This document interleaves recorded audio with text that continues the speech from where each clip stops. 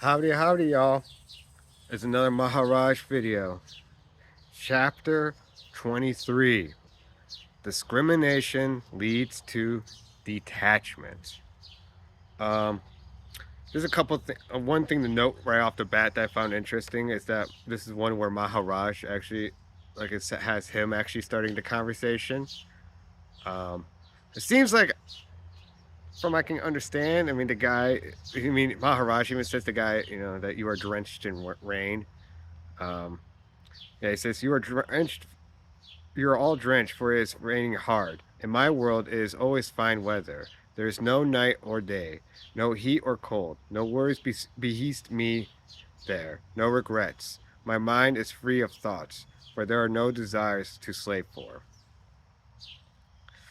And, like, he just starts it like right off the bat. I just find that funny. Instead of just like, oh, sorry, you're wet. Here, let me.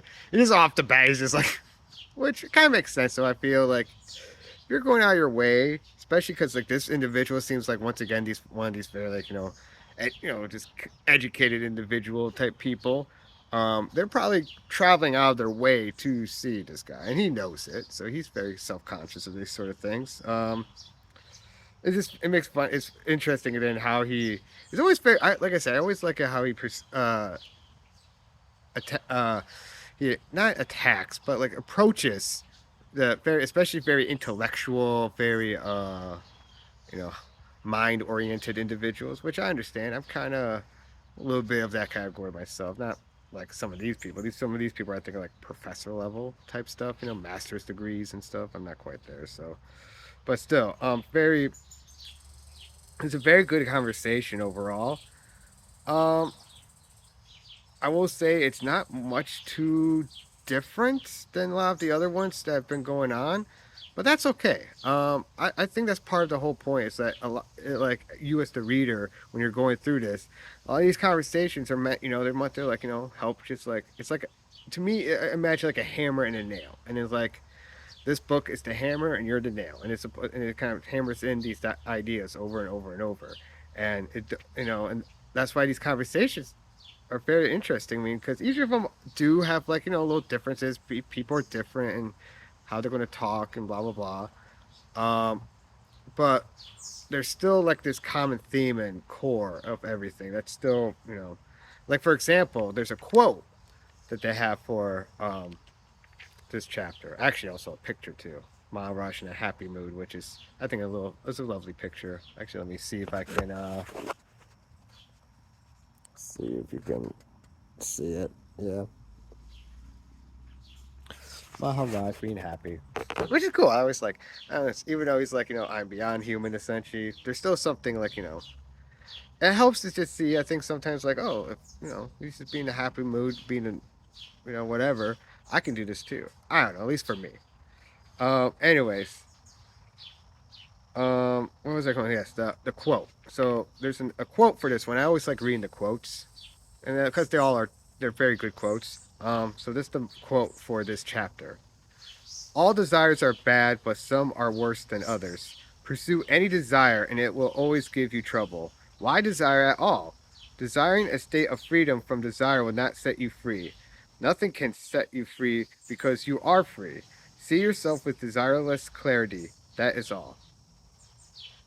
I really like that quote because that for me personally, once again, like that's yeah, especially the desiring a state of freedom from desire will not set you free.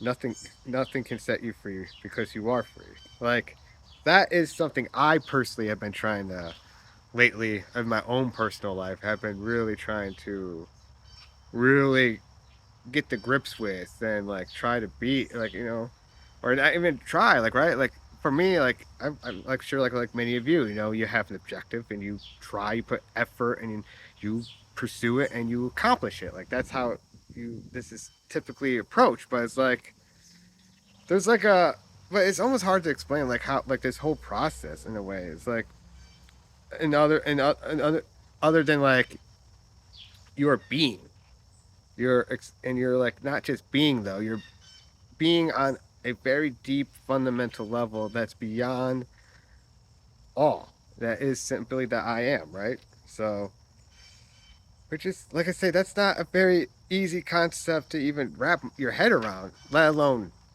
I mean, it's the easy. It seems like it's conceptually, it's kind of difficult in some ways, but like once you can do it, experience it, it's probably like it's like the easiest thing, right?